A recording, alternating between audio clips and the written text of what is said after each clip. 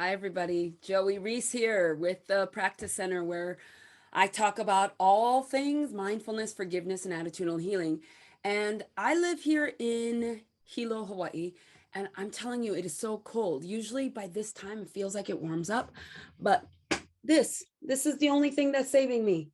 Big, tall socks and big, fuzzy slippers. I hope you have some too. So I'm here to talk about the remainder of December and leading into January. What's ahead for the Practice Center? What's ahead for me? I read this quote this morning, and it says, "When we recover loudly, we keep others from dying quietly." That just really resonates with me. I am in the groups and within our workshops and presentations, I'm constantly asking people to talk about what's happening with them, how they're using this stuff, how they're practicing. Can you please write? Can you, share your growing news for this exact reason? For this exact reason, how many times have I listened to somebody's story and was like, oh, me too? And how many times have I seen that in our groups when people recognize one another in each other's stories? A book that impacted me a few years ago is from my friend Jaya John. And it was talking about the importance of reflections, like ourselves being reflected. And for me growing up, it was not having me reflected. Like I didn't grow up with any other Black people, any other adoptees, no one that kind of had my story, who didn't live with their own mothers and fathers and their own siblings. And that idea of not having your own reflection, I think really impacted me terribly negatively, that feeling of being alone. And so then what's the point of living when you're alone, is what I kept thinking. And that is that groove of kind of finding pointlessness everywhere and just not wanting to be here anymore. That groove was so deep that even now, through years of this work, mindfulness work, forgiveness work, attitudinal healing work, leading others in that work, even now, that's an echo that comes back. And I hear it quite often in my own head, echoing around. Anytime something sad or traumatic happens that makes me feel alone, I go directly to those thoughts. So I know how deeply like entrenched it is in my life. So this piece, shooting videos by myself in my room, posting them for 5 people, 10 people, maybe sometimes 50 people to watch. It's for that exact reason. I know that there's somebody out there that is either trying to grow a business like I am, or is empty nesting like I am, or trying to date like I am, trying to figure out what, the second half of life, should we be so lucky to live that long second half of life? Like, what does that look like? How do we craft a life that we want? Managing our own traumas and divorce, dealing with adoption, dealing with mixed raceness in a multicultural world. Like, there are components of my stories that I know resonate with people out there. It might resonate with you. So that's why I make these videos, specifically for the content and the steps, but also so that you might have a reflection in me. And then when people reach out to me or show up in a workshop, then I see myself in you. So again, there's no author to this quote. It was shared by Oneness34 on Instagram. And again, it says, when we recover loudly, we keep others from dying quietly. So I encourage you to share your stories, even the bumps in the road, the process of the story, not waiting till it's perfect to share it, but share it loudly on the path. Rest of the month, I just have two more new things coming up, as well as the ongoing Sunday workshop. So This Sunday, the 19th, and Sunday, the 26th, is our third and fourth session for Attitudinal Healing. We're doing an Attitudinal Healing peer support group. And oh man, I am digging it so much. So you all were invited to the peer support group. It's a 6-week, exactly what it sounds like, peer support group with an attitudinal healing focus. And I invited you to watch the intro video that I made. So I will link it. I wonder where it gets linked, here or here. I'm going to try one of those. I'm going to link it in a card. It's going to be right here or right here. That intro video to attitudinal healing might be helpful because it just kind of frames what we're doing within the guidelines and the principles. And then when we get to the attitudinal healing support group, it's just us talking about what's happening in our lives, and the rest of us like practice really being present and listening and seeing how somebody else's story feels for us. So we're practicing listening, we're practicing talking and vulnerability and sharing and laughing and crying, small group stuff, sometimes if it's appropriate and we have enough time. So it is scheduled for 90 minutes, but there is no hard end at the end. So, you know, the mindful forgiveness workshop, like we're out of there, 2 hours and we're done. But this hour and a half, it might go up to 2 hours. It goes, so leave it kind of loosey-goosey, because when we're done sharing, that's when we're done. And then I usually send you guys off with a little homework. This week's homework was looking at our lives and how well we listen. What happens to us when we're listening? Are we practicing this love is listening? So active listening, engaged listening, full-bodied listening, authentic presence listening. That's what we're talking about. So try that. Whether you're in the group or not, consider how you're listening in your life and how others are listening to you. And if you feel like you could stand people listening to you a little bit more, please sign up for the next Attitudinal Healing peer support group. I will be hosting one starting in February. So that will be coming up on the horizon. On Monday, the 20th, and Tuesday, the 21st, I will be doing the 1-hour lunch and learn sessions. So I hope you join me for that. I will always post the links in our Facebook page on the morning of. So I post it. So whether or not you registered or not, no matter, I just post it and you're welcome to join if that feels good to you. So that is more of a presentation. I'm going to talk about a topic and then kind of send you off with some things to think about or do as we approach Christmas.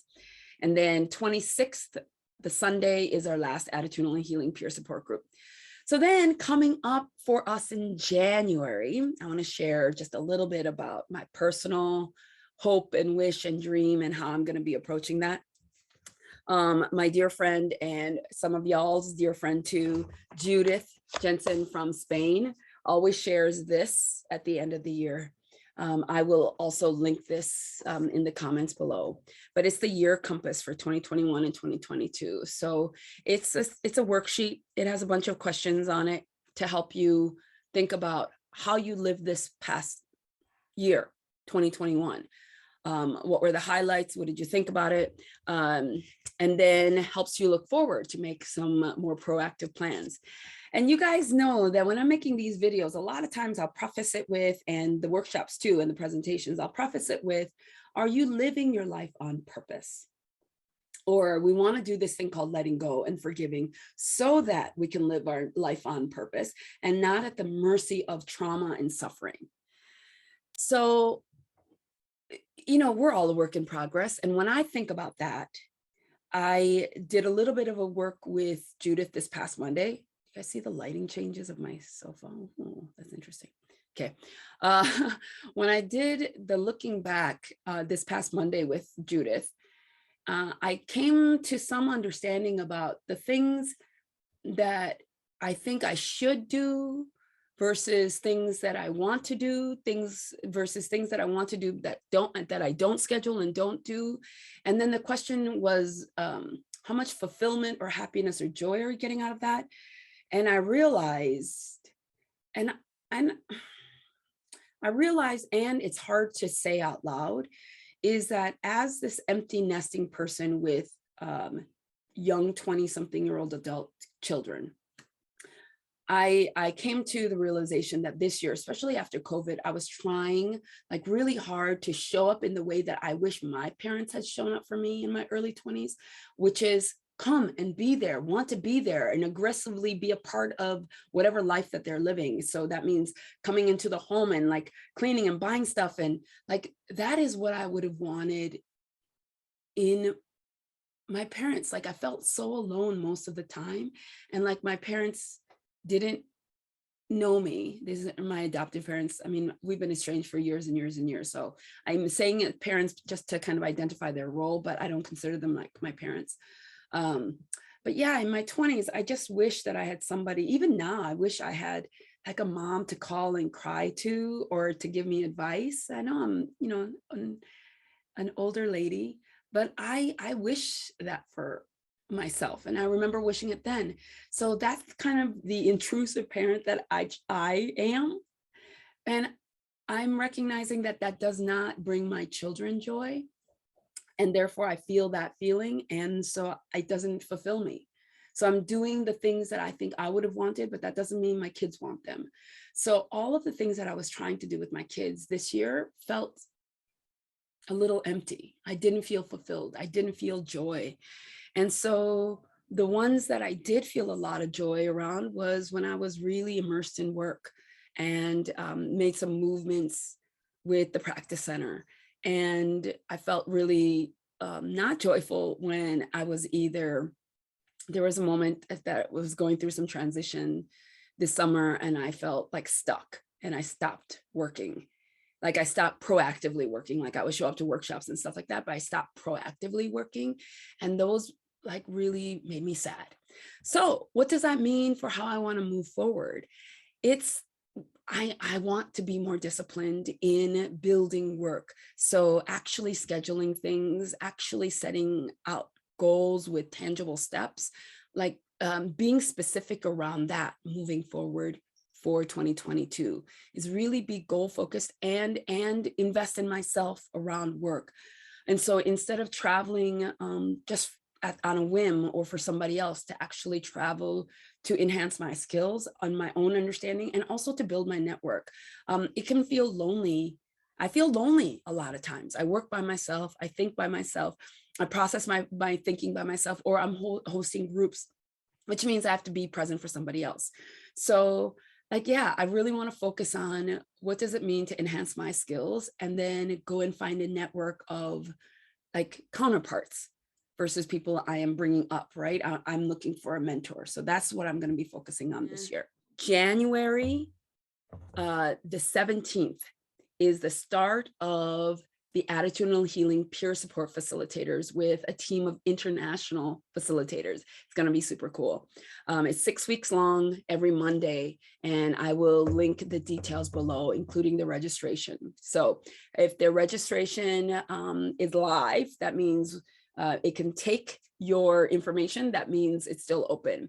And then I will close it when one, it gets too full, or two, it's the 17th.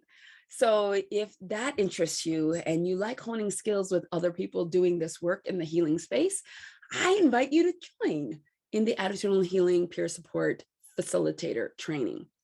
So that's what's coming up for January. Also, I'll have 2 Mindful Forgiveness 6-week courses coming up. So some of you guys have been hearing about it, thinking about it, wondering about it, curious about it. So please check that out. The link is below. And then always and forever, all of these workshops, as well as some support documents and such, is on the website, thepracticecenter.org, thepracticecenter.org. So please go there. Here is my wish.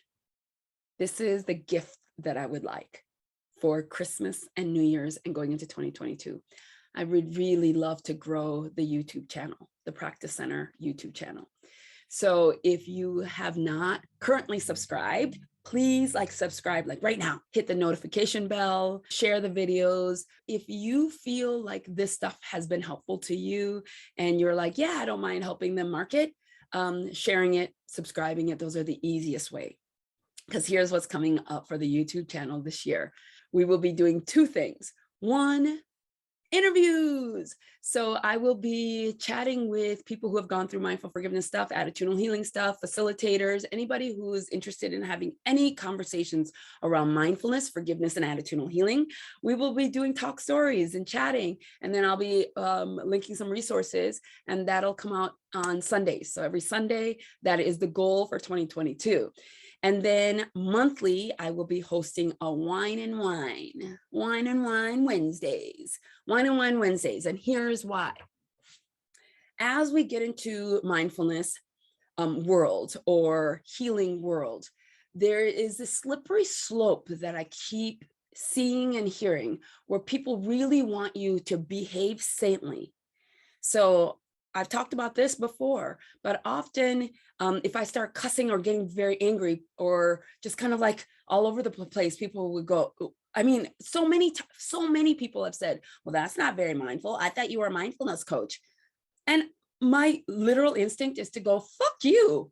Like, yeah, I'm a mindfulness coach. No, at no time did I ever say I was a saint, at no time.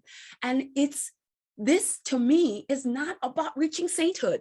This is not about like being pure. This is not about omitting like literally half of our emotional language to only refer to the good ones, like feeling happy and feeling, no, life is messy. It's a pile of mess. And this work to me is about our ability to regulate it and recognize our internal landscape and to give us ourselves a chance to reset to peace and reset to love and reset to joy more quickly. It helps us not to be reactive. So even if I'm super angry on the inside, I'm not punching your face on the outside, that I can actually use my words because I have awareness that says that really made me angry and I'm feeling really on fire. So I'm going to take a moment here. That to me is what mindfulness and forgiveness and attitudinal healing is about. Not to all of a sudden, claim that I can walk on water. So this wine and wine Wednesdays, I'm going to invite you guys to bring a glass of wine. So maybe we can do a little wine education. Like what's your favorite wine right now? If you don't drink wine, then bring whatever, kombucha, tea, it's like bring something. It's Pauhana time. So I believe it'll be like 4 or 5. That schedule is still being created and it'll come out. But grab a mug of something and we're going to do it live. We're going to just broadcast it into our mindful forgiveness group. So even if people aren't in there, maybe they can hop on if they want to chat. So it'll just be in our group. So that chat, whatever we talked about, will be within the group of people who have already gone through the training. So it's not going to be open to everyone. So, and the invitation will be always open for you to come in and chat with us with wine and wine. So the first part is literally that. If you need to dump and complain about what's happening, if you want to whine about your partner, if you want to whine about your kids, come in and whine. But then we will always end with like what part of the practices will be helpful for you to maintain peace or to create that space so that you're not reactive and creating detrimental impact in your life, right? Because even though I sometimes want to punch people's faces, I know that there are consequences that I don't want to deal with. There's consequences to those actions that are not supportive of the life that I want to live, right? So it's helpful to air out some of those revenge fantasies among friends. So I invite you to come to the Wine and Wine Wednesdays, and there will be 12 of those because it'll be once a month for the 2022. Okay, so for January, you have some workshops coming up, some train the trainers coming up, as well as new events for us as the practice center. So if you want to be in an interview, if you want to interview me, if you have some questions, that would be fun. Boy, this year ended roughly, I'm going to just say it. Gosh, last couple of weeks, I've cried a lot. I've been feeling sad a lot, but also been able to reach out and talk about that while I'm feeling sad instead of waiting to the end. Because that's one of the things about being a strong person, right? You don't ever share your feelings until you can teach it as a lesson or some shit. And so we really worked on that. So what I'm noticing now is that I'm able to do that more with other people, not just my accountability partner. I was able to share with my friends, like, yeah, life is sucking right now. I'm really having a tough time, and some good things are coming up. So that was something that I noticed during this tough time. That's been kind of cool. So yeah, work in progress. Join us, you guys. Thank you so much for being here. Again, like and subscribe, do all of the things. There's a bunch of other videos I hope that you guys watch. And if this is not what I do for a living, I know I'm not great at this. If you have constructive criticisms or thoughts, or you have some skills to add to that, oh man, the door is open. You are invited to help. All right. Thanks. That's it. See you later. Bye.